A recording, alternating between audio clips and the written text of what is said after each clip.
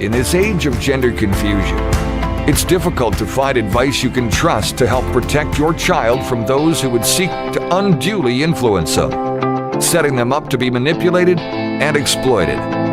On Unmasking the Trans Movement, we discuss, educate, and deliver the info parents want and need to help their children, grandchildren, and even themselves. Welcome to Unmasking the Trans Movement. Now, here's your host, Brad Wilder. Good evening and welcome to Unmasking the Trans Movement. I'm your host, Brad Wilder. Good to have everybody with us tonight. John Euler is standing by along with our wonderful guest who is, well, been on the show before, but it's been a while since we've talked to this individual. And boy, I tell you what, there was a lot of good things that came out of our first couple of episodes we did with Alvin Lui. Tonight is going to be no different. We're just getting the program up and running live. We noticed a little bit of a glitch there right at the beginning, but I think we're on track and everything looks like it's working at the moment. You might be just logging in. Again, I noticed our live stream right at the bottom there says Uda Hagen tonight. I'm sorry about that, Alvin. We'll get that figured up in just a second here. John is our expert at the YouTube angle on this program, so we'll let him kind of fix that up in just a minute here. Our chat room is open tonight for comments, questions.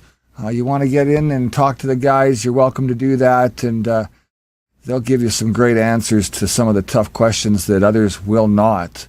No boundaries, no limits. Let's get into a great show tonight. This is Unmasking the Trans Movement with John Euler. With that, let's bring in our two wonderful gentlemen right now, John and Alvin. Great to have you guys on the show. Thank you so much for being here. This is your long weekend down in the States, a Memorial Day, and you know what? We're up here in Canada. We're just getting into the beginning of summer. It's just starting to get to, temperatures where you can wear a t-shirt and shorts, but how's your weather looking down there for your Memorial Day long weekend?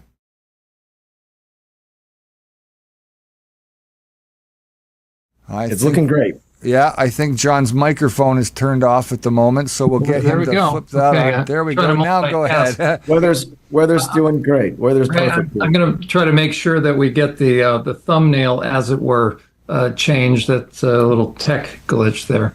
But Alvin Lui, welcome. You're a powerhouse. We're excited to have you. You're one of my favorites because you are all over the place in terms of impact, in terms of what you're doing. So welcome. Thank you for taking the time on a Sunday evening here. Thank you for having me, gentlemen. I always love what you guys are doing. I appreciate what you guys are doing. So looking forward to sharing some of our Courage is a Habit tools, giving parents confidence to fight back against the transgender cult, and taking some questions from the open chat room here. Absolutely. There you go. So let's start. Let's give you the floor. Introduce yourself. I want parents to know that they can collaborate with you. They can get a group of parents together, churches together, really ultimately local leaders together to hire you, to hire Courage as a Habit, to come in and help educate local people to be able to go to their local school board with confidence and be able to take back this ground, because schools now are the number one target for those pushing the greatest deception we've ever seen, the trans deception, the trans movement. And so your tools are second to none, meaning I think they're the best out there. So let's start. I'm going to have you introduce yourself, talk about Courage is a Habit, talk about the resources available. You also have a live chat, so take it away from here, and then I will jump in. But you've got so much to share, but every now and then I'll jump in with a question that somebody also in my mind might have.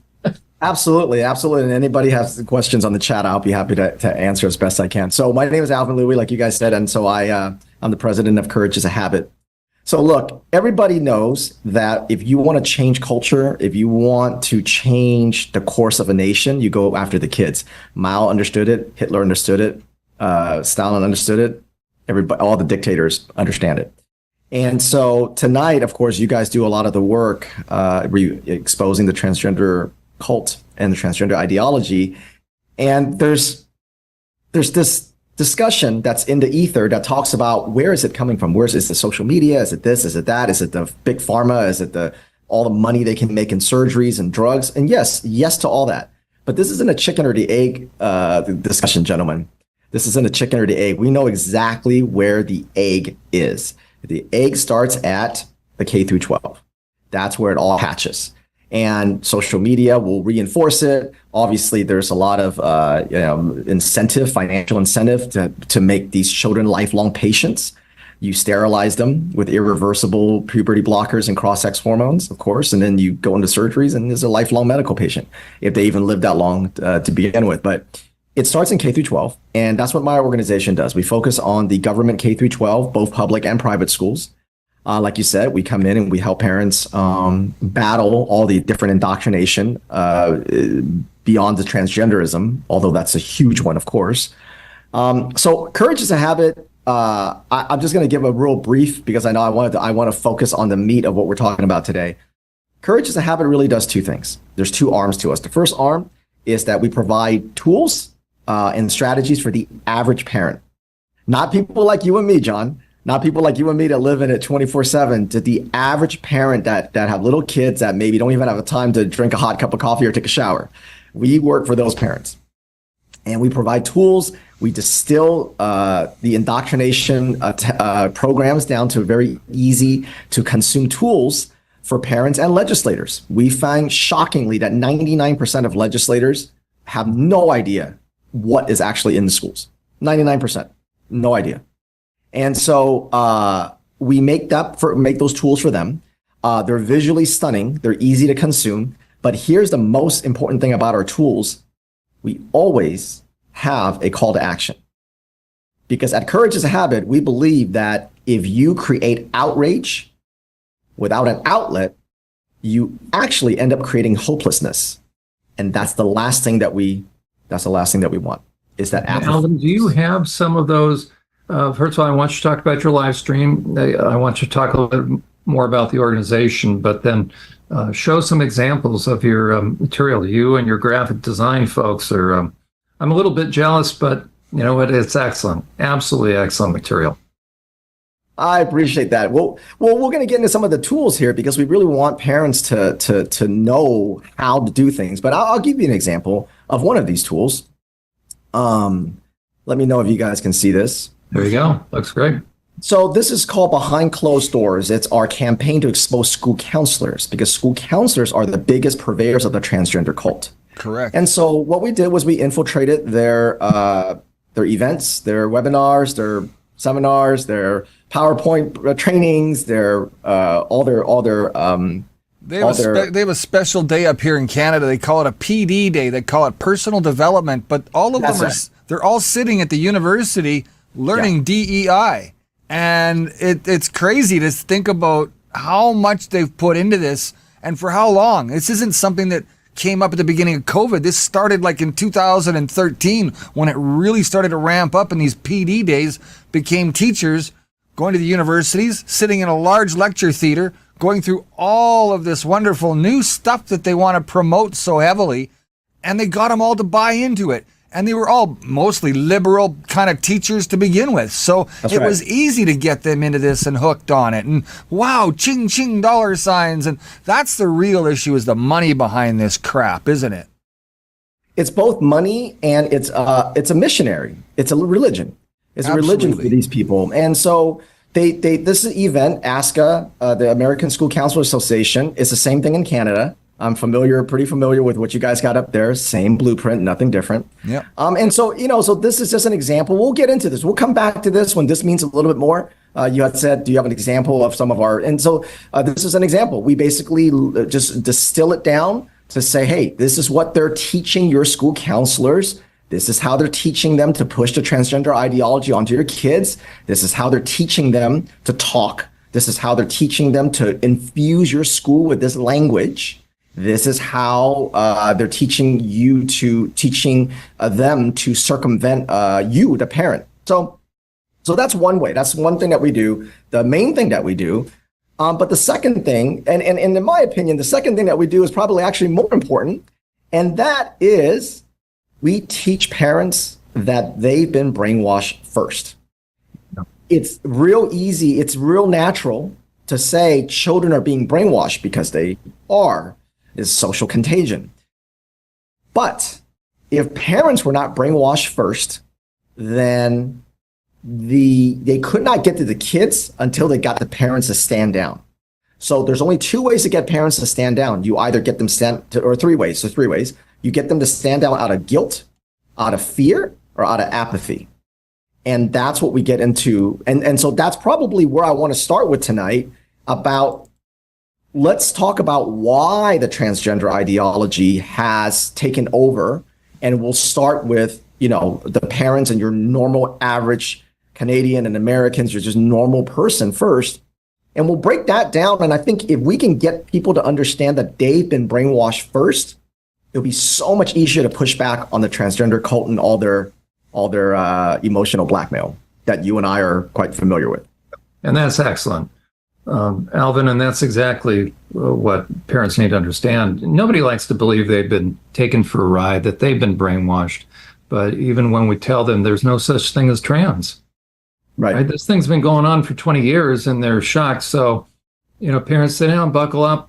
We need truth. Are we fair to say that parents have been accepting because they want to sort of, I guess, portray themselves as, hip and cool within their own families to try to say, hey, I understand and everything's okay and it's okay to be this way. And do you feel that way? Are they starting to ask questions, or are they just reeling it in? Like, are they pushing their kids? Are the parents now pushing their kids, or are they, really guiding their kids into it because they're trying to just be the hipster with their kid to say, I understand, I'm cool with it. I think. I would say that it's I would say that it's a mixed bag. It's not any one thing or the other. You have to understand that when you push a social contagion like this, where you're quite literally sterilizing and mutilating children, it is the greatest medical fraud of our time. And by the way, I want to talk about something before we get into that, Brad, about why, how the parents are falling for it. Let's kind of start from the very core issue that I believe, at Courage is a Habit, we spend a ton of time on this. We spend a ton of time on this because I believe that if we can't get this part, everything else is less efficient. Not that it doesn't work, but our tools and what you guys do, what John talks about so well. I learn so much from John. Every time I need something, I go and try to peruse one of his things because I learned so much from him and because of his experience and his practice dealing with these sexual deviants. And so I believe that if we don't get this part right, that the Courage is a Habit tools, all of John's great content, it becomes less efficient. Not that it doesn't work, but it becomes less efficient. And here's what it is. We don't have an oppression problem in this country or in Canada. We have a chronic empathy problem. Yep. We've had our kindness weaponized. Yep. So the first thing, if anyone's listening and they're like, I'm logging off, I don't want to sit here and listen to this, the only thing I want everyone to remember is this: reject inclusion, embrace exclusion. Draw hard boundaries, because good parenting has always been about exclusion. So let's start there first. Those of you who have kids that are listening, or you have a niece and nephew and you've seen, your brother or your sister bring them home. When you bring a new baby home, let me ask you guys a question. When you bring a baby home, how many people do you let hold that newborn those first 3-4 months? Probably very, very few people, right? Maybe your mother, maybe your grandmother, obviously, if she's living with you or she's visiting, but very few people. Why? Because you don't let anybody hold your newborn baby for a lot of reasons. And then when they start getting older and they start crawling around, you quite literally exclude him from his own house. He can't go to the kitchen. He can't go to the bathroom. He can't go to the garage. He can't go near this table. He can't go near that chair. In his own house, he's excluded from things. Then when he gets a little older, hopefully, because we see the damage of when you don't, you exclude the majority of content from his mind. Like the majority of shows and cartoons and music, there is such a small sliver of what you allow when you start playing music and you start reading to him, letting him or her watch TV. When they get a little older, you don't let them on social media. Now, John, you and I have seen what happens when you have unfeathered access to social media, when there's no exclusion, when there's only inclusion. Then when they get older and they have friends, you start curating their friends because you don't want them to have bad influences. It goes on and on and on. It's their food. You don't just give them anything, hopefully. So good parenting has always been about exclusion. So where did we get to the point where we let these mentally ill deviants or mentally ill men pretending to be women point a finger at our face, or these woke white women who are counselors and teachers point a finger at our face and say, you need to have inclusion, because if you don't, you're a bigot. When someone says, what's the matter? Don't you love inclusion? Don't you want inclusion? Your answer should be absolutely not. Because as a good parent, I would be a horrible parent if I was all about inclusion. So right there, I want to set that baseline. And that right there is the genesis to everything else, whether it's a Courage as a Habit tour or what John's talking about. If parents can't remember that and accept that, they will get their emotions and their kindness weaponized all day long. Which then fits in perfectly with the next premise, which is they weaponize our empathy, right? People like to be liked. We like to be nice, but that's where they've got us. That's right.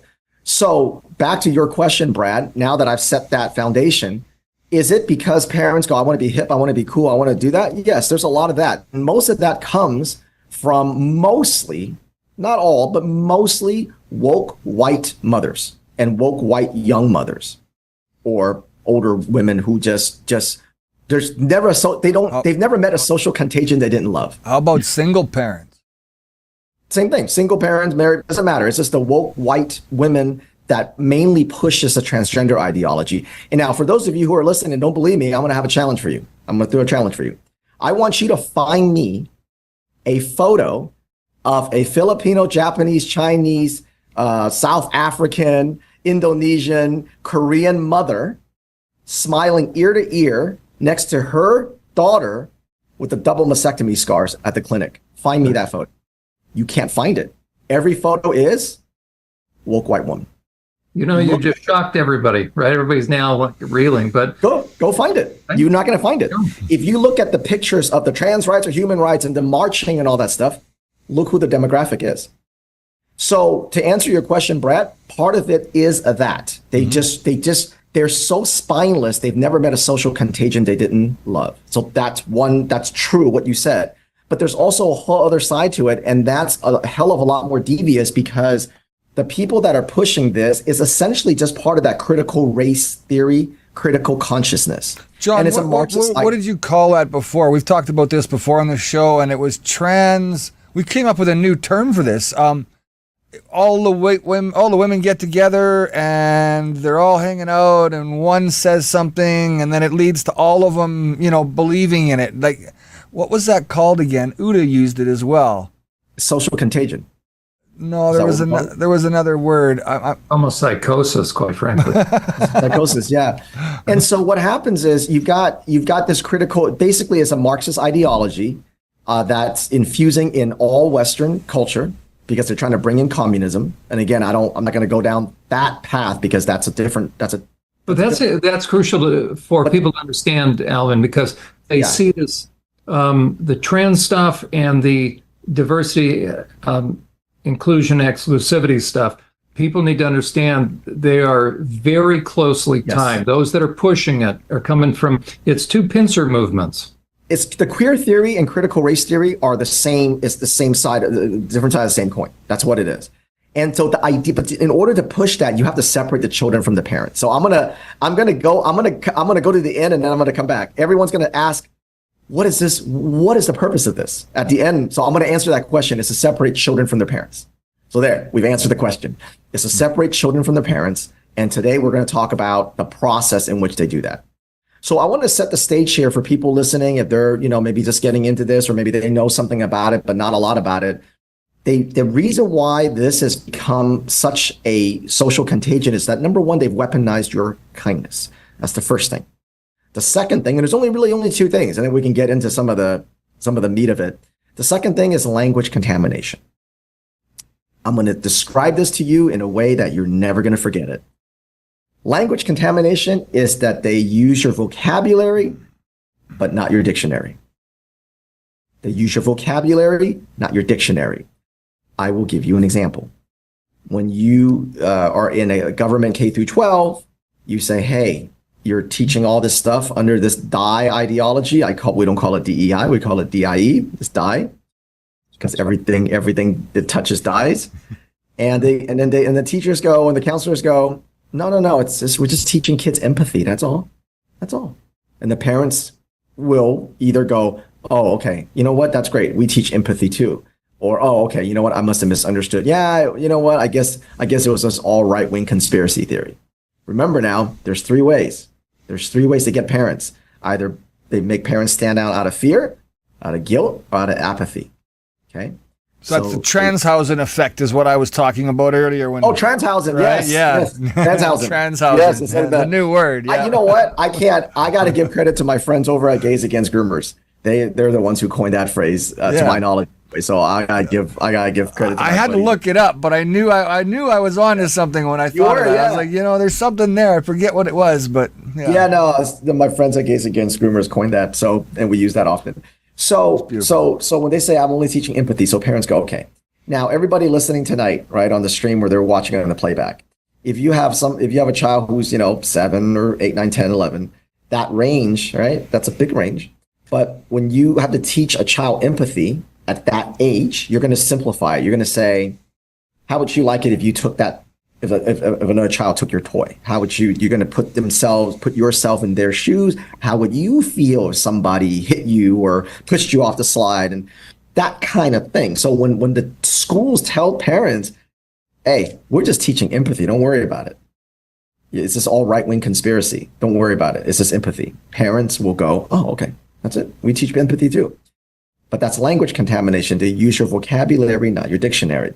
What they're really doing is they're teaching children from kindergarten on, especially if you're a girl, that by the time the girls, they introduce intersectionality. People are born in the wrong body, marginalized people, they get bullied and they're dying and they need rights. And so they're having their rights stripped away, things like that. And so then by the time that girl becomes 15, 16, 17, 18, and a man walks into the locker room and gets naked, instead of having that reaction that she should naturally have, she now has to feel empathy for him.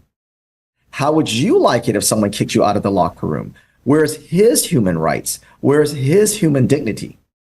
Where is your empathy for the mentally ill man that's invaded your private space? Now, when I give this example in talks and in training, parents will go, that's ridiculous. That's not what I meant. That's not what I meant when I said it's okay to teach empathy. And I said, right, because they use your vocabulary, not your dictionary. Let me show you one more. Let me show you one other. And they're overriding intuition. That's really the goal, right? They're separating kids from their parents like any cult does, and like any perpetrator-predator cult. They're going to go after reality testing, which is intuition. Reality testing. I love that. That's exactly right. You guys see this here? Yep. Okay. So let's talk about another language contamination, another type of language contamination. Again, they use your vocabulary, not your dictionary. One of the things that the trans cult is doing currently, they've been successful in certain states already, is they're going around states, the transgender cult and the lobbyists, they're pushing for something called conversion therapy bans. Now, for the majority of people, both in Canada and in America, when you hear the word conversion therapy, because you haven't heard it in quite some time, you have images of strapping a young gay boy, 10-year-old down and shocking them and praying the gay away and beating him and things like that. That's what they want you to think. That's why they use the word conversion therapy. That's why they drudge up such an old term, because obviously no one does that anymore. What they mean is when you have a conversion therapy ban in your state, it means that therapists, the ones who don't fall for the cult, who doesn't buy that there's such a thing as a trans child, are not allowed to dig deeper to find out why the child believes they're born in the wrong body, because there is no such thing as a trans child.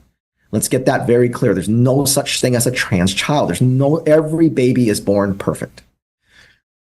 The children that get wrapped up into the trans cult will have some underlying issue. They either got taken advantage of because they have some autism. Usually 45% of kids that get wrapped up in the cult have autism, so they're taking advantage of that. Or they have sexual abuse, some form of physical abuse, cutting, bulimia, high anxiety, you name it, on and on and on. So the therapists are not allowed to go, let me find out what's going on. I'm going to tell you a story. This is from a therapist. She's older now, so she's probably retired at this point. But 20 years ago, a mom and a dad brought a 3-year-old boy to her office. And they said, he wants to be a girl. He wants to wear dresses. He believes he wants to be a girl. It's 20 years ago, okay? So the therapist did what any good therapist would do. Go, okay, let's talk about what's going on. And so she spent a couple of sessions with him. Within 2 sessions, it came out that he just had a baby sister, but the baby sister was born with a life-threatening defect. And both parents were spending a ton of time in the hospital because the baby girl, her sister, was still in the hospital trying to fight for her life. This sweet 3-year-old boy who's had undivided attention from his parents up until literally a second ago thought that his parents started spending all this time with his baby sister because they loved her more because she's a girl. So he thought that if he was a girl, then he would get his parents back attention and love again. Of course, the therapist, right, she understood it, brought the parents back in, told them that. Parents felt, of course, horribly guilty, but you can't blame them at the time. They're trying to save the life of their little baby girl. They're not thinking this. And then they, of course, made adjustments where one of them would spend time with him more and stuff like that. And boom, gone. She told this story and said, if I was a therapist today, I would not be allowed to dig into that. I would say you have to call them by a different name, put them in dresses, and in a few years, put them on puberty blockers. That is what they call conversion therapy. So the reason why the transgender cult has been able to take hold the way it has is 2 things. They've weaponized your kindness because we have a chronic empathy problem in this country. We don't draw hard boundaries. We feel bad excluding anything, and we should be very exclusive. So remember, good parenting is all about exclusion and language contamination. They use your vocabulary, not your dictionary. And if you can understand those 2 things, stop getting your kindness weaponized against you and understand that they use language contamination. Everything else that we're going to talk about for the rest of this conversation will make a whole lot more sense to you. There you go. And Alvin, if somebody still isn't quite okay with exclusion, which you should be, how about protection? That's the same thing. When you protect, you exclude. That's right. Draw boundaries. There you go. Good parenting is all about drawing hard boundaries. That's all this is. Look, empathy should be an exclusive emotion for a very small amount of people in your life. You should have unlimited empathy for your family, for your parents, given, provided you don't have like a real toxic, sibling or something like that, but it should be reserved for your loved ones. That's what empathy should be. It is not meant to be a blank check for every single fake marginalized group and their ills that they can come up with. Because if you allow your empathy to be weaponized, it is endless. It's an emotional black hole. And they will take your kids without blinking because you have forgotten that your first job as a parent isn't to be empathetic, it's to be protective. So if you want the transgender cult, even though it's scary for a lot of parents because all the emotional blackmail, they're going to kill themselves, if you don't do this, they actually have no power if you remove your empathy from them. Their only power is they suck on your empathy. That's their source of power. If you remove your empathy and they say, trans people are dying, you're like, I don't care. They don't want to, you're not making me, I'm not going to exist. Okay, that sounds like it's your problem, but you're not coming after my child. If you take that attitude, they have no power. That's right. And you're calling their bluff because they manufacture things at will. So kids are going to kill themselves. That's manufactured. That's manufactured. Yeah. I'll give one thing for everybody that can just destroy that kids are going to kill themselves. So prior to 2007 in the United States, now I can't speak for Canada. You might have to look this up, but I suspect it's probably going to be pretty close. Prior to 2007 in the United States, okay, there was no such thing as protocols to put children on puberty blockers followed by cross-sex hormones because of gender dysphoria. There was literally no such thing. So if it's in 2000, and it started in 2007, and even then, almost no one used it, and then it started blowing up around 2000. It started increasing about 2010, not that much, and then around 2015, 2016, it really took off. So even when that was available for about a good 10 years, 8 years, it was pretty much dormant. But the key here is prior to 2007 in the United States, there was no such thing as puberty blockers followed by cross-sex hormones for kids who believe they're born in the wrong body. So every time I face one of these transgender child mutilation advocates, we call them transgender child mutilation advocates or CMAs, yeah. I have one question for them, and it sends them into just a tizzy. They can't answer it, and they go nuts. Show me the pile of bodies prior to 2007 of kids killing themselves. Good for you. Show me the pile of dead bodies. Look, Gleason was around then. The Human Rights Campaign was around then. Go back to their social medias and their writing. Did they scream from the rooftops? All these kids are leaving suicide notes because they're born in the wrong body and there's literally nothing anybody can do for them? No. So where was all the pile of dead bodies? That's my question. You have to have the guts to say that. Show me the pile of dead children's bodies prior to 2007. And Alvin, I can tell you as a therapist of 30 years, there is not one case that myself and my colleagues who worked with very severely emotionally disturbed kids, 0 cases. 0. This is just not there. So in 2005, it was unheard of. That's right. And guys, again, we coming up about the halfway mark here of the show tonight. I just want to make sure we acknowledge some of the people that are actually watching tonight online with us. I think we should say hello to them and thank them for being here. Dan Kleinman is with us. We know Dan from being a guest on the show. We'll get him on as a guest too. He is taking on the American Library Association, right? Alvin, you know him. Yes. So Dan's one of our heroes terrific as well. I learn a lot from Dan every time I need to hit the ALA. He's my man. He's Mr. Alex is watching tonight as well. He says hello.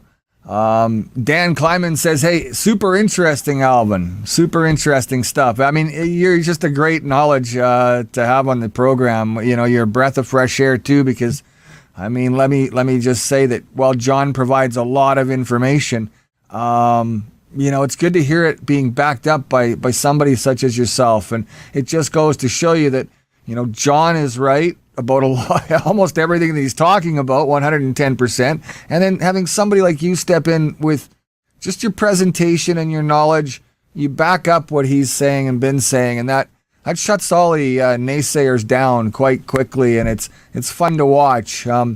We don't have any trolls tonight in our chat room, which is good compared to last week, because John got a little bitter at one of them real fast. I mean that. Well, I just got exercised. It was kind of I was doing the Alvin Lui method, right? That's right. You know, he comes on and says, "Oh, is this the phobic live stream?" And I did sort of politely unleash a little bit. I said with energy, I said basically, "No, you're not coming on here. We're talking about trans widows, and you're not going to pull that. This is about protection. We're not phobic."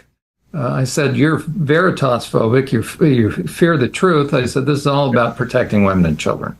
Well, I'll tell you a funny thing, and then we'll get back to I wanted to kind of share a couple things about, let's get down to the details of what a transgender cultist and a child mutilation advocate looks like. So now we've talked very broadly about language contamination and weaponizing kindness and the trans cult, but let's see who they really are. I want to share with everybody who they are. But but speaking of who they are, at this point, I've lost count at this point. I think we might have offered this maybe 100 times. Maybe if it's not 100 times, we're pretty close. Maybe 80, 85 times. Every time we meet one of these CMAs and they said it's not happening, children not getting surgeries, it takes a long time to, that's another lie, right? We'll talk about some lies that they do. It takes a long time before they're prescribed puberty blockers. John, you and I know it takes like an hour, right? One meeting for 1 hour. I challenged them to a one-on-one live stream. One-on-one live stream.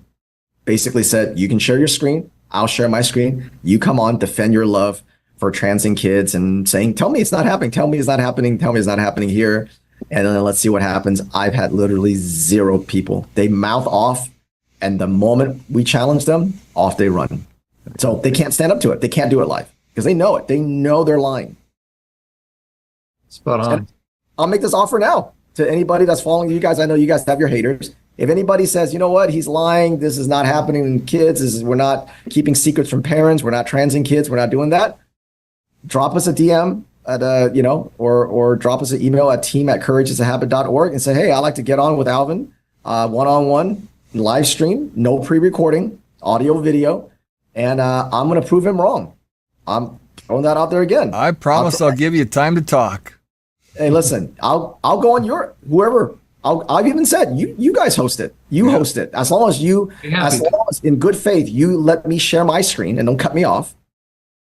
100%. It doesn't matter. I can do it anywhere, anytime. I can do it live anywhere. I don't care if you have a doctor's degree after your name. I don't care if you have a PhD. I don't care what you have in your title. If you tell me this is not happening or this is scientifically good for kids, I'll bury you. I don't There we care go. what. So there's another offer, right? If anybody wants to try to prove that this is beneficial to kids, that this is real, let's do it. I know who we got to invite right now. Let's talk about the DSM-5. Well, you guys are welcome any day of the week to come on, and we'll canter. Come on, what are you, chicken shit? You guys got your trolls. So let's look at some of these guys. Let's have some fun and look at some of these guys. All right, let's look at some of these.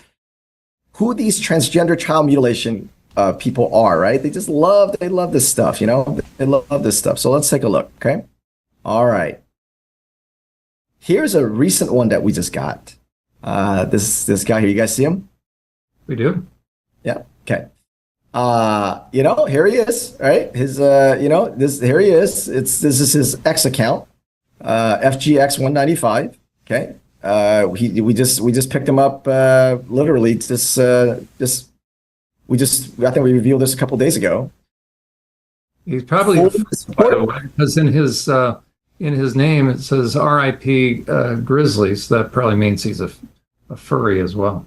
Probably, yeah. So he's, he's fully, the whole thing, fully supports the transgender ideology, 100%.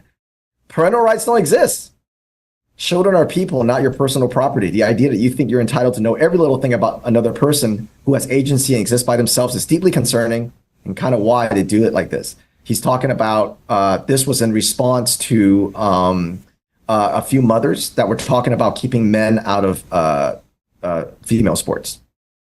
And Alvin, the kind of guy that would say that is exactly what comes out of mouths of pre-arrested sex offenders and even after they've been arrested. Spot on. So there he is, right? So here you go. Again, fully in support. He loves empathy. He loves empathy, loves inclusion. Because think about it. What did I say earlier? Good parenting is always about drawing it to be exclusive, drawing hard boundaries, being protective, because you want to protect your kids from people like this guy. But look at him. Children are not your property. You don't have to know every little thing about another person. He loves exclusion. This is a man who loves exclusion and inclusion. He loves inclusion. He loves equity. He loves empathy for parents. He loves secrets.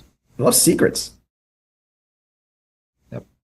If she's 13, her right to choose where she goes will quite likely supersede her father's alleged parental rights, which actually aren't existing. The child's rights and welfare is paramount, and everything is structured around that. A child's rights mean a child can consent. To him, child rights mean child can consent to any sexual decisions.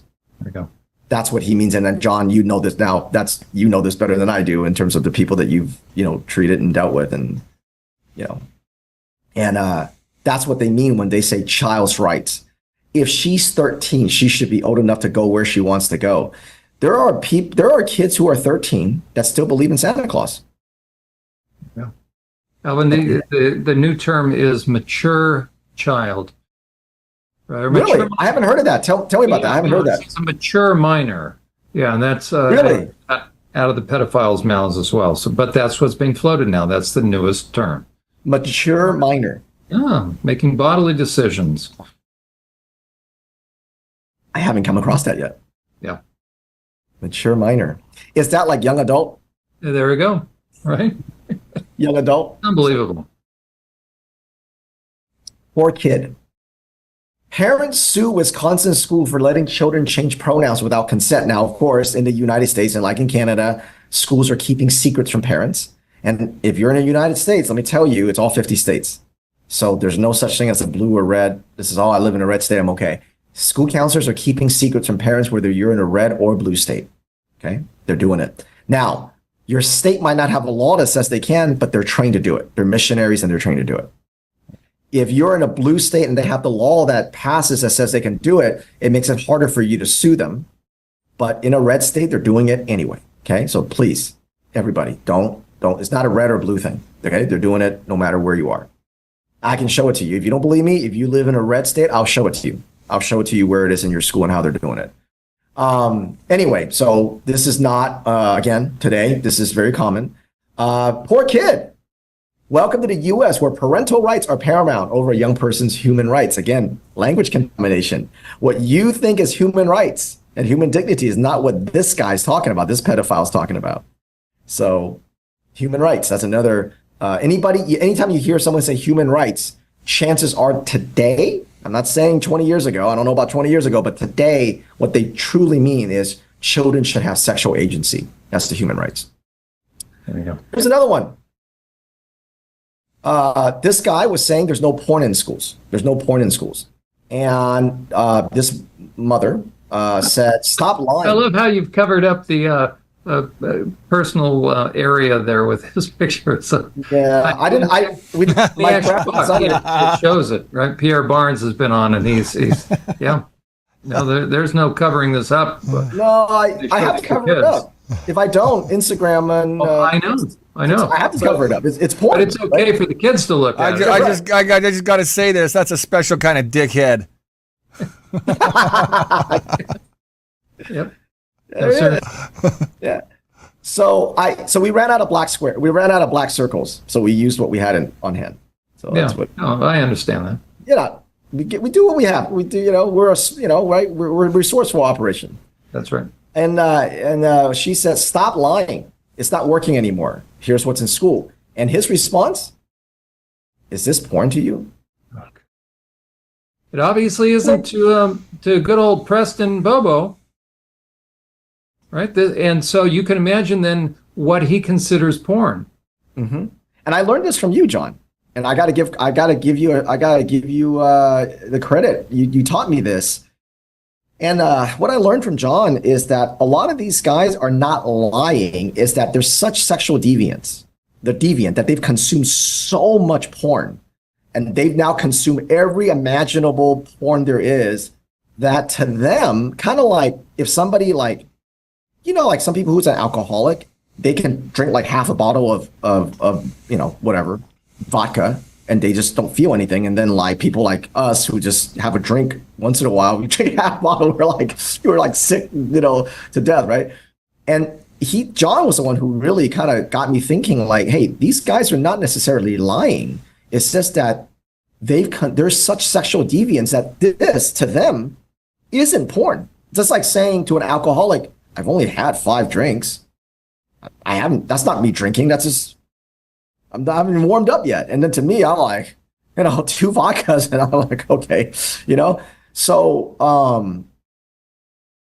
this is, but again, he's all about the transgender cult. Loves it, loves the secrets, says there's, it's all fine, it's all good.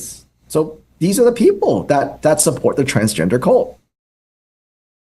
Let's take a woman now, okay? There you go. Here's a woman.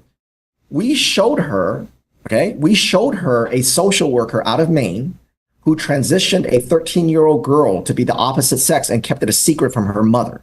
That's the story we showed her. Here was her response. Infringing your beliefs and small-minded views on other people's children isn't righteous. It's just creepy. Y'all's obsession with wanting to control other people's children is actually perverted. Now think about that. A social worker transitioned this 13-year-old girl, 13, kept the secret from her mother, and when we showed it to her, she said, "Why are you trying to control other people's children?" And then when pressed further, the question is, why didn't the child feel comfortable talking to their mother? Because it's the mother that's the problem. That's what the transgender cult is. That's what these people are. Now, remember, when we first encounter her, she's all about inclusion and empathy, and it's just kindness. Well, we know she was lying, so we basically gave her the story and said, "Tell us your thoughts on this." And then the truth comes out. Because again, she's using language contamination. But in order to expose her, we didn't argue with her on inclusion and empathy and kindness. We just showed her and let her expose herself.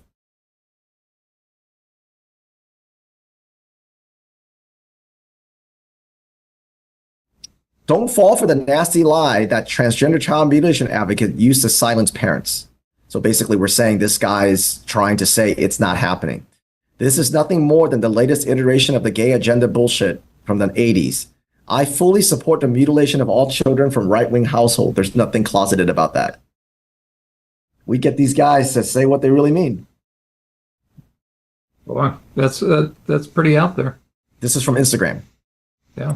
This is from Instagram, and this was from Facebook, I think. This is from X. So is there any like, I guess, legal issues at this point with any of these guys? Do we have any kind of criminal case here against any of these people that are talking this way and doing anything?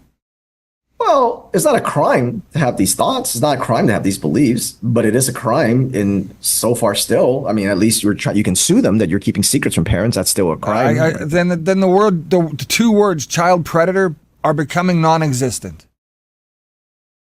They're trying to. They're trying to make it non-existent. There is no such thing as a child predator any longer, is what they'd love you all to believe. Yeah? Yeah. Oh, yeah. Oh, yeah. I mean, if they want to language contaminate that out of their way, absolutely. They would love to do that. So that's why they're trying to change for pedophile. The other thing is we don't just have the, the counselors involved in helping, provide this grooming. School librarians now, and that's what you're getting at there with those books. Those are the books that are in the school libraries. They love sexualizing and indoctrinating kids. Dan Kleiman is, the first guy to mention that in our chat room tonight, to say, hey, they love it. Absolutely. They love it. Absolutely. Well, the ALA is 100% from top to bottom completely taken over by Marxists. Their president literally is a self-proclaimed Marxist. So they're done. They're completely done, just like ASCA from top to bottom. So a lot of these organizations that formerly were just, in schools that, your nice old librarian, your nice guidance counselor, those are all up and down, completely taken over. And it's all about the transgender ideology, all about critical race theory. And obviously Dan, can break them down any day of the week. So let me give like I said earlier, I don't want to just drop this, load of bad news on parents and not have any outlet. So let's spend some time talking about what parents can do. Let's give them some offense. Let's do that. There you go.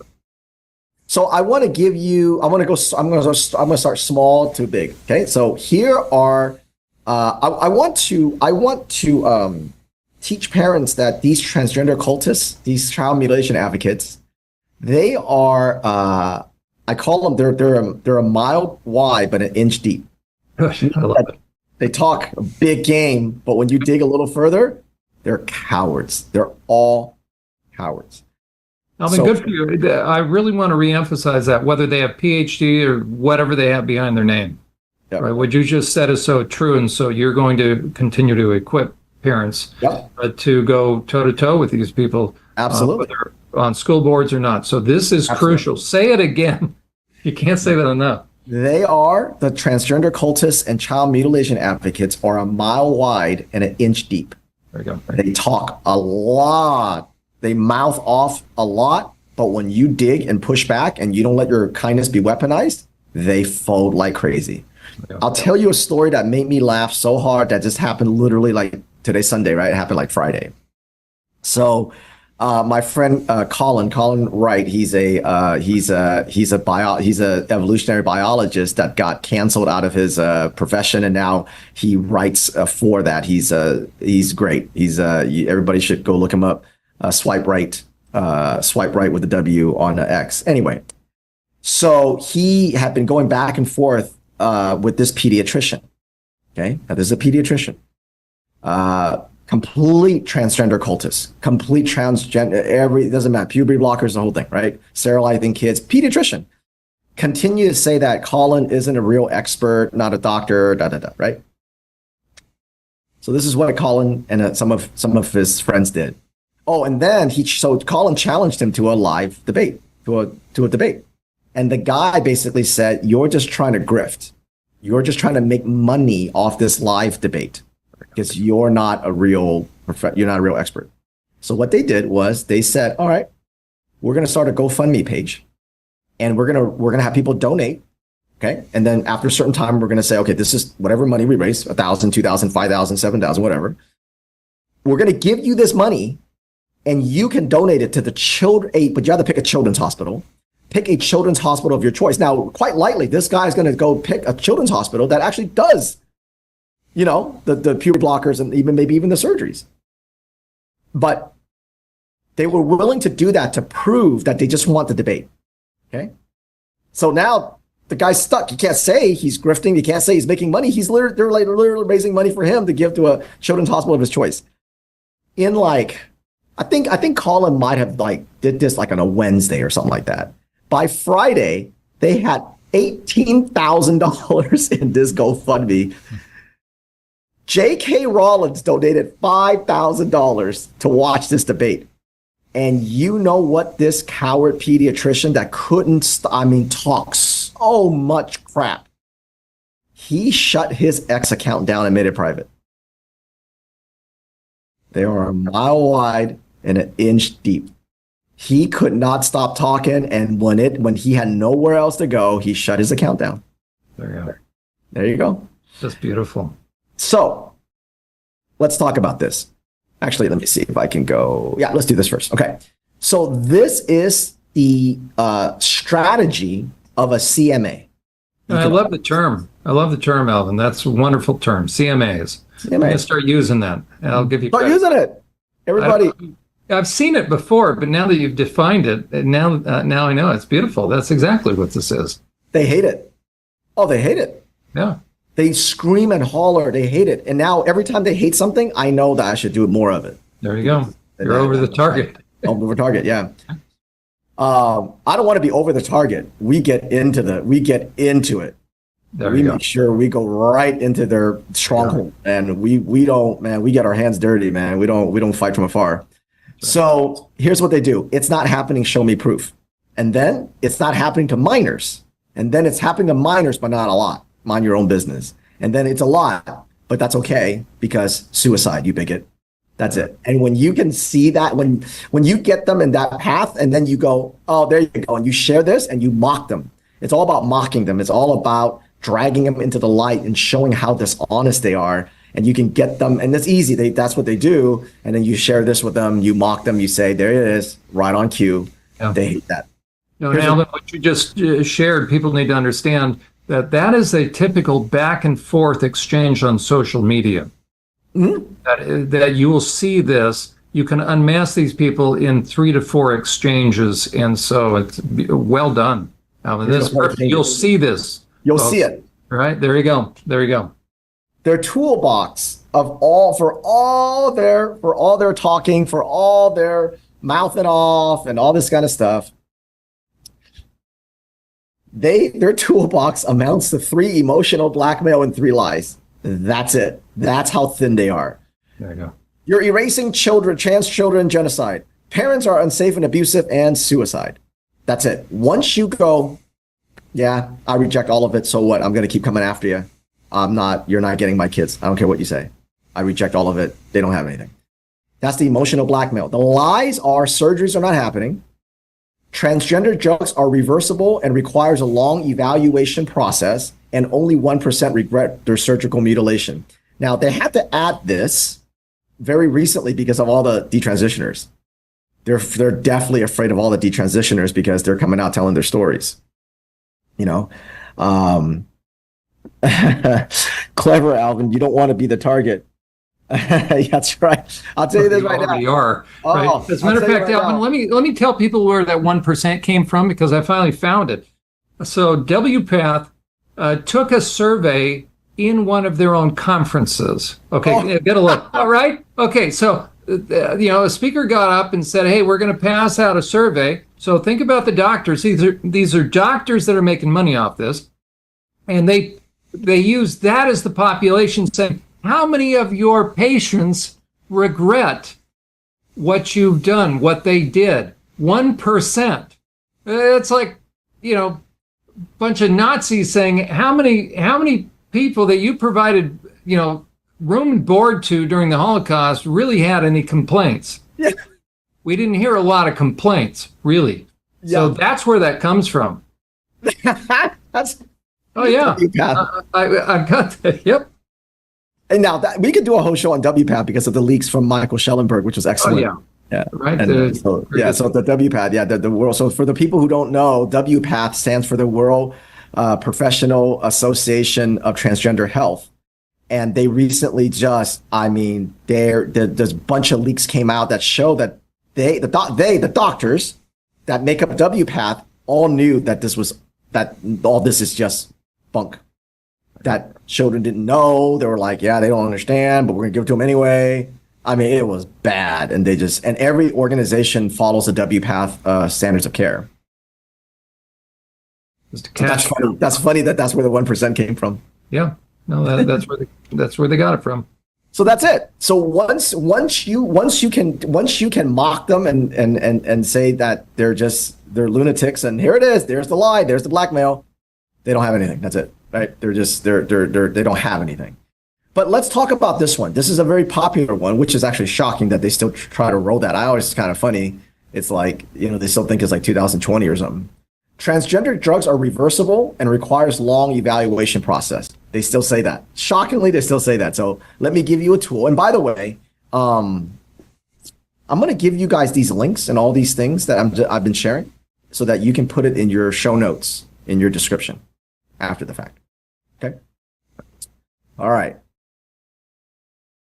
Here is your obliterating that. It takes a long time.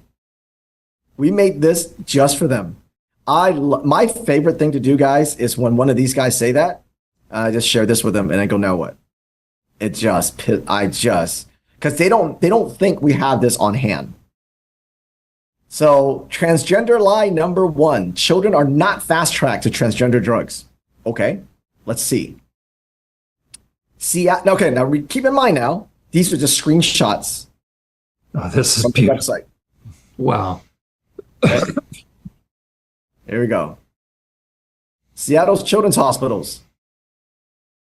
Your first visit is usually 60 to 90 minutes. Your first visit will be with a medical provider if you are within a certain age range, where we will be discussing starting puberty blockers. Yale Medicine. After initial consultation, it takes 6 to 8 hours. Can be done in one day. May include puberty blocking treatments, cross-sex therapies, and gender-affirming surgeries. Hey, where does it say mental health? Brad, you're such a bigot. How about mental illness? Yeah. I can't believe you're even bringing that up. You know what I say? Who cares? Who cares? Who cares? You're a little late for that. Okay, Planned Parenthood now. Look at this. Mental health, you say. Mental health, you say. No letter required. These are for under 18, okay? This is not for like a 25-year-old, okay? These are for your adolescents. We follow the informed consent model. Now, John, you know this. That's what WPATH got destroyed on, because they, in the leak, basically admitted you can't have informed consent with minors. With a minor, right? That's what Planned Parenthood is saying. We follow the informed consent model, so patients do not need a mental health referral. Now, remember what I said earlier about the conversion therapy? About they're not allowed to dig deeper and find out? That's what they're talking about. So you don't need to go through somebody to say, hey, listen, we've done years of therapy. I couldn't find anything with this person. They really do have gender dysphoria, which is like a tiny, tiny, tiny percentage of the population. This is my favorite, guys. This is my favorite, and I'll tell you why. So, Children's Hospital, okay? This is Philadelphia's Children's Hospital. Appointments are scheduled for 90 minutes, may include social transition or medical transitions. Medical meaning drugs or surgeries. This is Children's Hospital. Now, I want you guys to, if you guys haven't seen this yet, because you guys are in Canada, you may not be familiar with the Philadelphia Hospital. What do you think the acronym is on this one?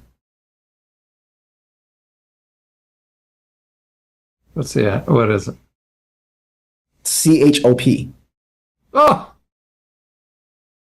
Yep. Chop. Chop. There, Chop, chop. right? Chop shop. Chop shop. How sick. Stanford. Yeah. After the initial visit, you meet with a doctor who will provide you education services. Same thing, goes into the blockers, treatments, things like that. And this was done by our friend Meg Brock. She's an incredible researcher, and she provided a lot of this information. So here is a festival, a pride festival in Wisconsin. You remember we had that story about this lawsuit? Yeah. Wisconsin. I want you guys to check this out. Read this sign. Yep. 3 letters right Letters there. of readiness. Letters of readiness for surgery. You can walk right up to them, and then there's a doctor. They're giving you the letter to go get surgery. So again, we'll give you this. This is one of our tools. If you run into one of these transgender child mutilation advocates and they tell you one of the lies, it takes a long time. It takes a long time. You ever gone to one of these festivals and got in line to go get one of those letters and then like just gone off on the guy or what? Like, jeez. We haven't, but I think we're going to do that now, Brad. That's a great idea. You're welcome. Take some time out of your busy day. Get out of the house, all right? That's right. Or just produce a camera after, say, we forgot to tell you were being recorded. You can get great cameras from James O'Keefe over at OMG. Yeah, that's absolutely. Right. He'll send it to you. That's right. That's right. No, he's he's rebuilding his company. He's doing great work. Absolutely. So this is another tool when they tell you that puberty blockers and cross-sex hormones are perfectly safe and reversible. So this is from the Academy of College of Cardiology. This came out in 2000, I want to say early 2023, maybe late 2022. So the transgender drugs on children gives you a 6-time increase of the most serious types of heart attacks, 7-time increase of blood clotting, which is basically a stroke. It's a stroke. And then pulmonary embolism, 5-time increase, which is a blockage of your arteries. Sounds like you're giving them a vaccination for COVID. Yeah. So basically, you either got the vax for COVID or you've got the transgender drugs. That's really what the kids are facing over the last 8 years here. So it's really just damaging. And again, this doesn't talk about the bone density, the brain issues, obviously the genitals, all that. The puberty blockers and the cross-sex hormones destroy those. Your bone density, your muscle development. We're just talking about your heart and your lungs. So essentially, if you've got a child on puberty blocker at 10, cross-sex hormones by 13, by the time they're 18 years old, 17, 18 years old, they're basically like a 90-year-old patient that's been smoking their whole life. I think some people's elderly parents don't have some of these things. So basically, you're making them you're basically turning them into someone who's like 80, 90 years old smoking their whole life. And so and then these doctors like in WPATH and, talking about how they know it's dangerous, but the rest of the transgender cult tells you that it's safe. It's all safe. So that's something for the parents. So we have this. It's called Heart of the Matter. We also made it in white, so you can print it out, bring it to your school board, bring it anywhere in white. And then we give you counters. This is child mutilation advocates will lie to you and say children must go through a long, rigorous process. And so we link transgender lie number 1. We link the whistleblower, the great wonderful Jamie Reed. She was the first whistleblower back in 2022. She was the first major whistleblower from a gigantic transgender clinic out of St. Louis. And her affidavit as to what was going on there was incredible. So anytime that one of these transgender child mutilation advocates try to counter you here, we gave you or try to say this is not true, we gave you the counters to that. And what she was, basically saying, no, children are not getting this. It takes a long time. Her affidavit just destroyed that along with our transgender lie number 1. So we try to package that for everybody. Let's do one more. Let's do the most important one. Okay. Let's do the most important one. So, you know what? I lied. We're going to do 2 more because I think this is important. And then, John, I want you to play your news clip here once I'm done here. Public safety clip. Let's see the clip. I've got a couple of things that I've got to ask yet before we even wrap up the show tonight. Let's do it. Let's finish this off first. Let's do it. Yep. So the first thing I want you guys to understand, for people to understand, is that one of the ways that, the way that they get it into schools is they call everything mental health. So don't fall for that, okay? Everything, the mental health. Again, when John and I talk about mental health, when John, Brad, and I talk about mental health, we talk about actually mental health, someone who's like clinically insane. What they talk about mental health is parents are abusing their child, their home is emotionally abusive, and it's hurting their mental health. If you don't believe in transgenderism, if you don't believe that a child's right to consent sexually, like that guy, there's no such thing as parental rights. You don't believe men should be in men's sports. You don't believe in defunding the police. You don't believe in 9-month abortions or abortions at all. You don't believe in reparations. So all these really radical Marxist ideology, if you don't believe in that, then you have poor mental health. So when schools say they're spending money on increasing mental health programs, what they mean is that they're increasing programs to make kids believe this. And what they're going to do, what they are doing is they're using the mental health language contamination to separate children from their parents. If you don't believe that your daughter Jane is really Joe, then you're abusive and you're unsafe. And it's a mentally and emotionally abusive household. So that's one thing. In some states like California, then you can have your child removed. They can take your child away. Absolutely. There's several states that you can do that now. That's right. So parents need to understand how serious this is. So the best tool that I can give anytime I come on any of these conversations, the best tool I can give anybody is this page right here. Okay. And I'm going to narrow it down for you. This is from your website. This is from our website. This is courageasahabit.org/counselors. Okay.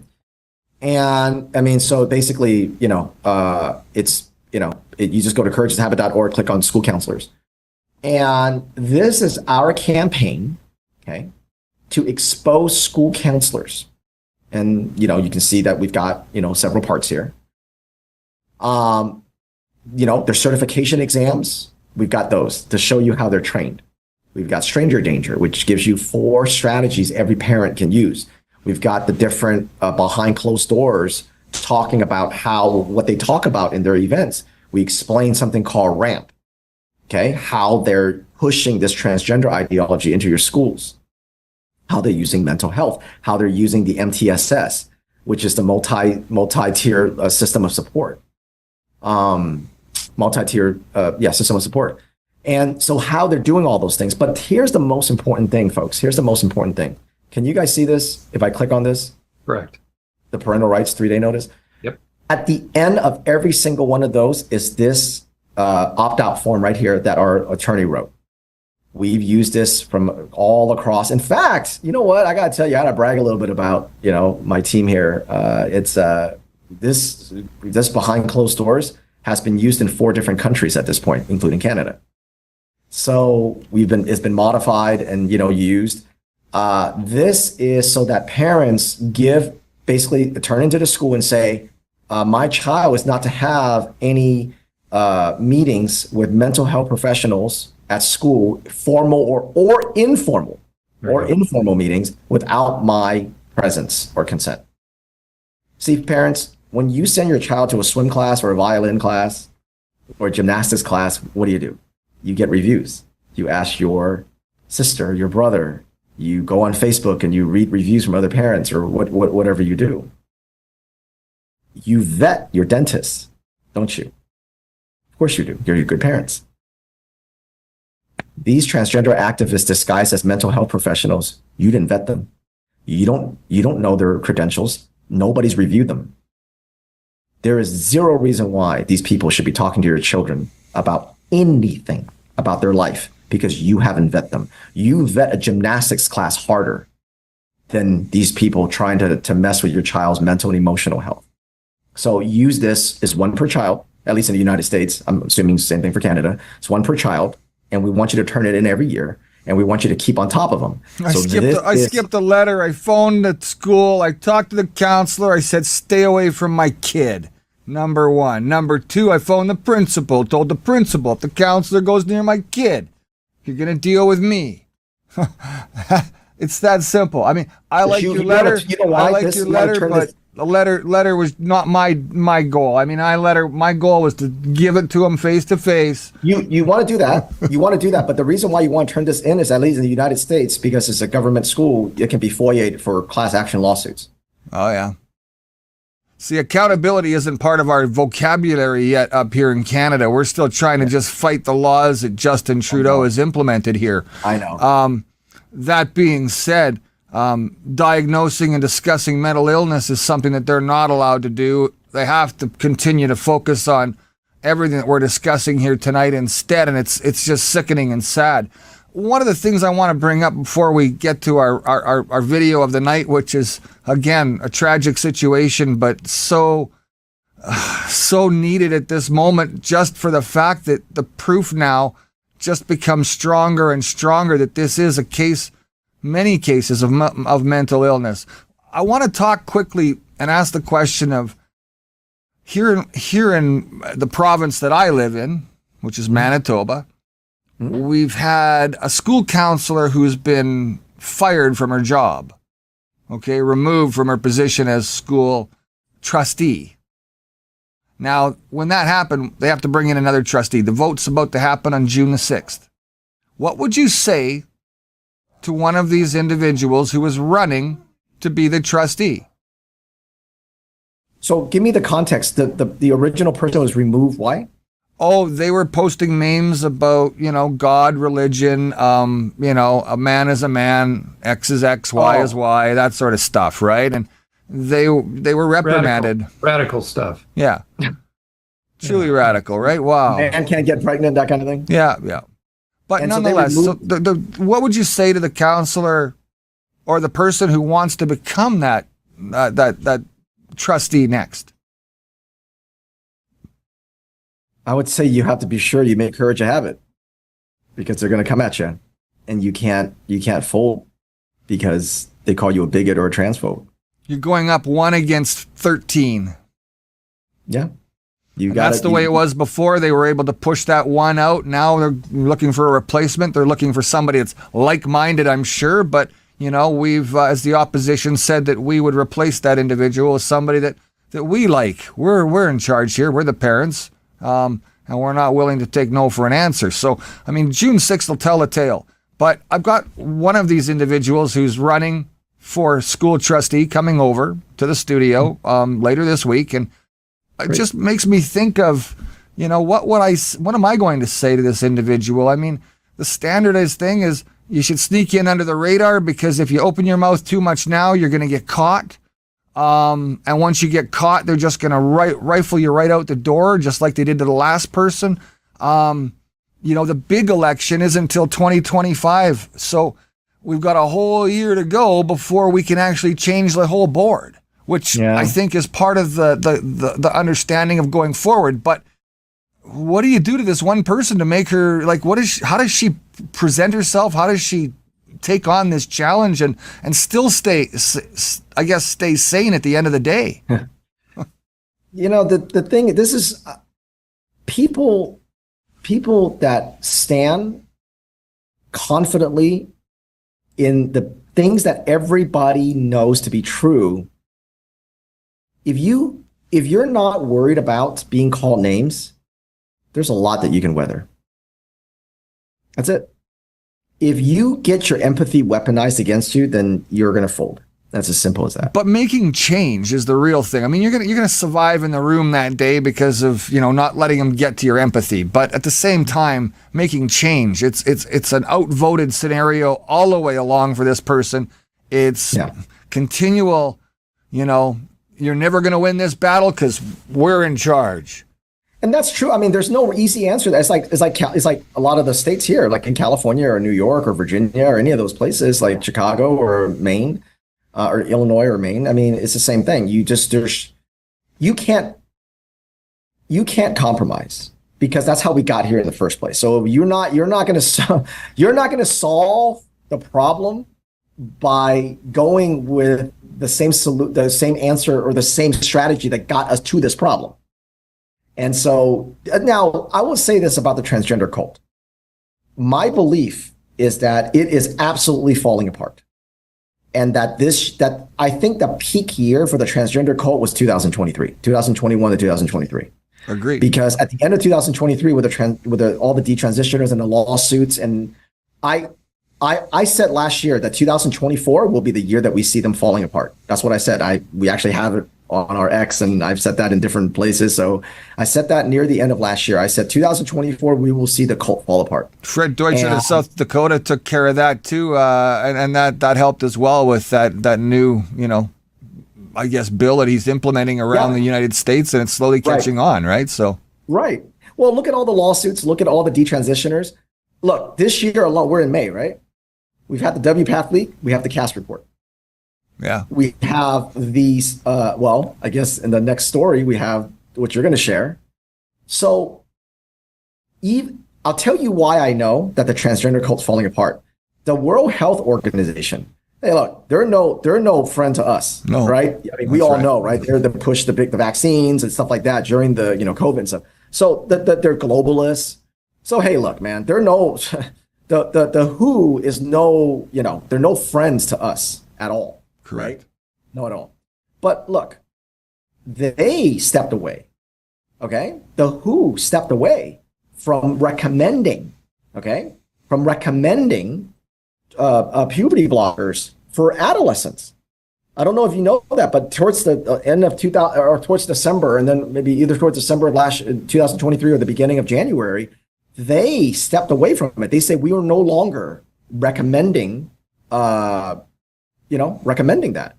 And then that's crazy, right? Because the WHO, you would think, right? They don't care about any of this, right? They'll just say whatever they're going to say. The fact that these major large globalist organizations are stepping away from that, they're reading the tea leaves. Yeah. They understand what's going on. But the bottom feeders, these morons at the American Academy of Pediatrics, these low-level, CMAs, they haven't gotten the memo yet. And when it all falls apart, and then all the major big organizations, the insurance companies start pulling back, they're going to be left holding the bag. Riley Gaines, even, who was a Bud Light scenario guy or fiasco guy? What was that? Right. The Bud Light treatment, the Target treatment. That's right. So the writing's on the wall for them, because you know what it is? It's so grotesque and evil to say a child's born in the wrong body that even the most apolitical person's going, what the hell are you talking about? And pushing men and women's sports, like what Biden's trying to do with Title IX. But the fact that the WHO backed off at the beginning of the year, I said, they know the writing's on the wall. That's right. Even for them. So Parents aren't stupid. A lot of them. All right. And so we'll play this last story because this seems like kind of maybe not germane, but it's 100% germane because we're going to feature really, this is the outcome and outgrowth. When you start playing with the kid's mind, when you start letting him or her know, there's no ability to reality test. And what this entire thing does also is it breeds an extreme form of narcissism, right? That all of their ills and all of their small issues in life become major, and everybody needs to cater to them. You have now created a massive mental health issue that is not just one that is going to be inconvenient, but it fosters because it feeds narcissism. You take narcissism that becomes emotionally wounded, as it were, because it's entitlement, and that will then you include pornography, right? You saturate these kids in pornography, and that creates a bunch of guys that are self-centered. So you want to cross boundaries, and you have unleashed, and all it takes is one or two, and we're seeing more and more of the young men. In the case of the school shooter in Tennessee, it was a little more rare, but you had a female. But and then you add these wrong sex hormones, and now they're really affecting their cognitive ability to process things. And you have created a real situation, and one just played out. And Alvin, you brought this to my attention. I probably would have seen it tomorrow because it's just now it's unfolding. So let's see what happened. This is compliments of the pushers of the trans movement, trans deception. The Plymouth County DA is identifying that suspect as 26-year-old Jared Ravisa of Martha's Vineyard. He's recovering from minor injuries here at South Shore Hospital after officials say he stabbed a total of 6 people and crashed his car. We pieced together a timeline of Ravisa's wide-reaching stabbing spree that spans 3 different locations. At approximately 6 p.m., Braintree police say Ravisa went to the AMC Braintree movie theater and stabbed 4 girls unprovoked. The ages of those victims range between 9 and 17 years old, and all of them are expected to be okay. Officials say Ravisa then left that scene and stabbed 2 McDonald's workers at the Route 3 rest area in Plymouth. The 21-year-old female victim and 28-year-old male victim were taken to Beth Israel for their injuries. The Plymouth County DA says Ravisa allegedly reached through the drive-through window and stabbed the male victim with a large knife. They say he then parked his SUV, walked inside, and stabbed the second female victim. The current condition of those 2 victims is unknown. They say this happened around 7 p.m. The Plymouth County DA says Ravisa then used his 2018 Porsche Macan to get away. He crashed in Sandwich, where he was taken into custody by Sandwich and state police. The Plymouth County DA. We're just going to go back to that picture. Alvin, talk to us. There's more details that are not being described. What is this guy all about? This is a transgender activist. He is a man that pretends to be a woman. And of course, this is a mainstream media, so they're not going to say that. And we will show you that after this is done. He is a transgender activist. He's, his social media is all about the trans. And that's exactly who he is. Comes from a very affluent community, Martha's Vineyard, hey? And driving a Porsche. This is he's the here, right? It'll go on a little bit longer. But this guy, we should say, lost it. Now the question is what went through his mind, but certainly there's enough precipitating factors in the trans movement and the fact that he was a trans activist and walked into a movie theater, and apparently he just randomly selected some kids. So this has now become, it always has been, but now it's manifesting itself. This is a real public safety issue now. Absolutely. And he goes by she, her pronouns, of course. So this is, So this is here. Let's. There we go. There we go. Good for you. So there you go. Right. So this is Yep. Let's see where. Yeah, there's more, like there are pictures coming, completely more pictures of him coming now out on X, because the other social media will bury this. Okay, they will bury this because it's not. They blocked it. It's not convenient. It's inconvenient. It's inconvenient. It's the inconvenient truth. I mean, how many more There he is. There's his. How many more Instagram. shootings, school shootings, and now stabbings do we need to Yeah. experience before So we? she, so he's a she. This is his Instagram. Right, there's a guy. This is a guy. Yeah, this is his Instagram. So he's all about the trans ideology, dress like a girl, all that. Hey, right there. Look at the middle one, the mouth with the tongue. Yeah. These guys are saturated in pornography, and pornography creates not just self-entitlement, but deviance and a dark malevolence toward women. Oh yeah, yeah. So he stabbed mostly girls or mostly Okay, teenagers. and then we got the satanic symbol as he's on the keyboard. As a matter of fact, in the picture next to him. So the satanic theme fits in a lot, with this. These kids just So it was disgusting. highly sexualized, this thing. Yeah, he went into a theater and literally just randomly stabbed a bunch of kids. Yeah. They're between 9 and 17, and I think it was like 3 of them were girls. One of them was a boy. So I mean, I can make the additional case because there's satanic stuff. Mm-hmm. Maybe he opened his life up to very dark influences. Oh, absolutely. Right? Looked a lot more heavy set in that picture where he was arrested compared to these pictures here. So again, there's the depression setting in, the weight gain from probably the blockers and all the other drugs that they're on. Right. Yep. There you go. This is your diversity, inclusion, equity. It's just about empathy, guys. Don't worry about it. It's just about inclusion. It's just about kindness. What don't you want? It says, don't you want? They just want to live. They just want to exist. It's the emotional blackmail.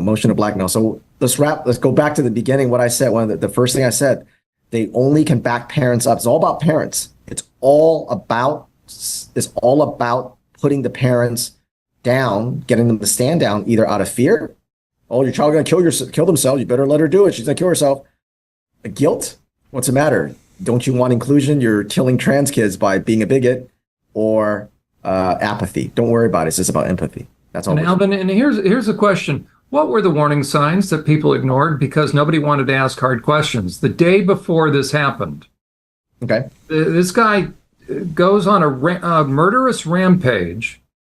Potentially, I don't know how many, if any of the victims died, but who noticed the warning signs? And that's what's so tragic about this diabolical thing, the trans movement and the pushers of this, is it causes those that are mandated reporters and people that should know to no longer notice what's right in front of your face. Because you can't say it. You're a bigot. So now, right, everybody kept their mouth shut and it was building, and now people are paying the price for this diabolical, scheme, quite frankly. Right. But I mean, he's a very good representative of the transgender cult. Actually, that's right. They all are like this. So any one of them could be this way because they're all like this. It's not like he's just some outlier for the transgender cult. All the pronouns, you better call me by pronoun, trans right, human rights, all of them, they're all like this. Everybody we encounter has this type of delusion and this type and those pushing this stuff we'll talk about. You can't profile. Well, somebody better start profiling. Yeah. Or more people are going to die. More kids are going to get stabbed. Right. So we better start looking at these and drawing themes. And Alvin, you and I already know the themes, right? So unless people can see the warning signs ahead of time, more people are going to die because of this ideology that's gotten into the minds and the brains and the hearts of these young people that now are a hazard to society. This is breeding domestic terrorism. The true domestic terrorism. Because they Absolutely. try to call parents. Wrong. This is the real domestic terrorists. Yeah. So I'm going to show you guys one more thing that actually wraps this up very well. And I actually forgot about this. I was actually going to share it with my, when we were going through the rounds, and I actually had forgotten. So let me just pop this up here real quick. Yeah. And then I'll share it. You talked about the sexual deviance and how it twists them to this really just ugly way of thinking, and then it results in this these murder sprees and this crime, and and all that. This is the perfect illustration of what you always say, John, that these people all come from this dark, ugly place. Okay. So this is a transgender CMA, transgender cultist that went around gaslighting parents who wanted to stand up for their kids. Okay. And am I sharing? There you go. Yep. And we basically showed him a series of pictures that were similar to the 4 that you're seeing here. We must have showed him like 30 pictures. And we asked him this question. And this was the question. Do you think children in schools should learn to be tolerant and inclusive of this? You keep those freaks away from the kids right now. Period. Look at what he said. Yes, because it's nobody else's business how others choose to live their life. Do you see the pattern? Do you see how they always say, not your business? There you go. I'm teaching my kids to be tolerate of other, what he meant tolerant of everyone while you preach hate. You see? Language contamination. When you try to protect your kids as hate, when you allow your kids to accept this sexual deviancy is tolerance. You see the language contamination? I have no tolerance for this whatsoever. I'm intolerant about this just by having to talk about this every single day and every single week. It's unfathomable. These people need just... This is why I said earlier, when they say, what's the matter? You don't like inclusion? We go, right. I don't. You see what I mean? This is why we teach parents to reject inclusion, embrace exclusion, draw hard boundaries. There we are. You too can be a therapist. All you have to do is understand that you can diagnose mental illness just like that. Just look at those pictures. That's the image of it. That is mental illness at its worst. Actually, Brad, I wish it was. This is pedophilia at its worst. This guy, yeah. There's nothing mentally wrong with this guy. He's simply a predator. That's all. That's all. Right. That's all. With this particular guy, he's not mentally ill. He's reflecting the kind of porn he accesses. He's putting it out there like any sexual psychopath. He's showing people the age that he prefers. General population is where those individuals belong. This guy is loving taunting people. He's putting out there the age he prefers. Yeah. So this guy, he's changed his, if you look him up on X, he's changed his name like 4 times, 5 times because he didn't want they're masters at having these little sock puppet accounts. Yeah. But he went around trying to gaslight a bunch of parents, mostly moms. And so we came in and bodied him a little bit, embarrassed him, kind of strung him up, and, made him step into all of our traps. That's right. And then we basically got him we showed him this and said, don't be a coward. Just say it. What do you think? Do you think children should be this way? And then he said that. And so we go, there you go. That's all we needed. Thank you. Because everything he said before that was about, it's all fake. It's nonsense. It's right wing. It's conspiracy. You're just teaching kids to hate. And so we really wanted a visual of what this guy really wanted kids to be inclusive of. There you go. And we got him so strung up. He just basically got mad and said, yeah, this is what you guys are preaching hate. And so sometimes you just have to show parents, you asked me earlier, Brad, how do you when you're just kind of 1 against 13, 1 against 12 or whatever, how do you get your point across? Sometimes you just have to show it. And that's the thing that Courage is a Habit, we do very well. My small team here, they do a great job of getting the right facts and presenting the right visuals. And we just tell a story, we just tell the story and let people decide for themselves. But when you see this, you don't need me to commentary on this. We asked him this question. This is what he said. This is the kind of people that support the trans cult. This is the kind of people that calls you're hateful and that you should be tolerant. So we just want parents to understand that your empathy and your kindness need to be reserved for a very small amount of people in your life. And that these people in your schools and in politics, trying to weaponize your empathy, really what they're trying to do is they're trying to separate your kids from you. Look, you can go after the school boards, you can go after the principals, but realistically what needs to happen here, in my opinion, again, you might reinforce this, Alvin, is those PAC meetings where we have parents talking to other parents all about the direction that the school is headed in, whether it's with the curriculum or whether it's with the extra things that go along every year at the school. PAC seems to be a good place to start. That's one of the things that I try to tell parents all the time is you keep going after the school trustees and the superintendent and the principal, but look, the only way we're going to get people to rally here is to go and start talking to other parents and bringing parents into the group to develop that strength in numbers. Is that something fair to say? Absolutely, it is. You know, one of the things that I read, I wish I could remember it. Usually, I'm pretty good about giving credit, so I wish I could remember where I read it. They said the most important person to speak up is not the first one; it's the second one. Because usually people that speak up first, it's kind of in their nature, you know, to kind of just have that. And that's hard because that's rare. That's a very rare nature. But the second person goes, you know what? I do agree with John. There's no such thing as a trans child. And then that makes it easier for the third, fourth, and fifth person. So the first person that speaks up, the time between the first and second person is a long time. But the time between the second and third is shorter. And the time between the third and fourth. So the time between the second person and the fifth person that speaks up is short. So, but it's that second person that says, so John's the first person that speaks up, no such thing as a trans child. And then he gets all this hate, right? And everyone's like, oh, I better not, because if I speak up, I'm going to be like John. That's why they do it, because they want to make John as example. But as John stands strong, the second person, you know, me, I go, you know what? I agree with John. Then the most important person is the second person. Gets that ball rolling, right? Brad. You just got to get other parents involved. And this is why we create what we create. We give you the opt-out form. Don't just have one. You don't just turn in the opt-out form for your child. You get 5 other families to do it.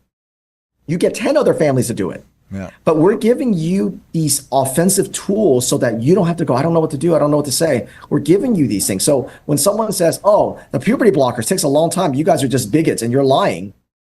Don't just have one person share the transgender lie number one, right? All the hospitals have 6 people share it with him. So we're giving you the tools. We're giving you the tip of the spear. Now you just have to find the courage to use it. And then when you'll see how they're a mile wide and inch deep. They fold just like that.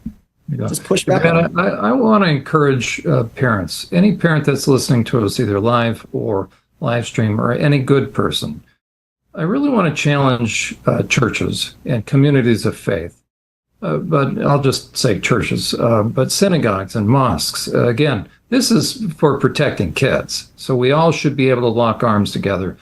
But I want to encourage people to take a recording of this, right, and show it to your pastor, your rabbi, your religious leader, imam, and ask the pastor and the leaders to hold a conference, to contact Alvin. Mm-hmm. And really, I think the ideal situation would be to lock arms in a good protective way, communicate, have the church pastor, the rabbi, whoever, to gather other church leaders and other churches in a very large space, so that not only can you afford Louis, and I don't know meaning he's worth his salt. And if he charges too little, then you ought to tell him he needs to charge more, right? You need to support him, but put together a training in your community.